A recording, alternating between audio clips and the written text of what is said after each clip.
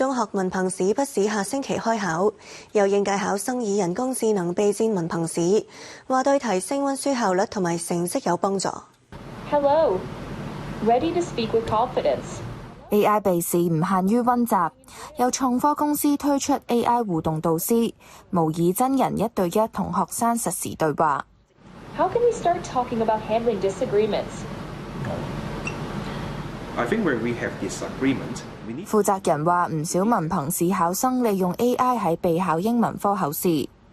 佢咧其實就專門負責咧點樣去分析裏邊啲 grammar 啦、裏邊啲句子啦，同埋嗰啲通咧，究竟係對於嗰個考生同埋個 DSE 個 syllabus 究竟係 match 唔 match 嘅。我哋咧都會對嗰個 fluency， 即係 oral speaking 嗰陣時，佢嗰個停頓句子啦、maybe well 嗰啲位咧有幾多咧，去做翻個algorithm， 我哋計翻緊佢個 fluency overall 究竟係夠唔夠標準或者 confidence 啦。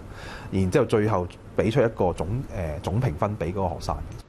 團隊會定期改善 AI 模型，並且加入真人老師嘅評價等等，提升佢嘅準程度。無線電視記者陳嘉欣報道。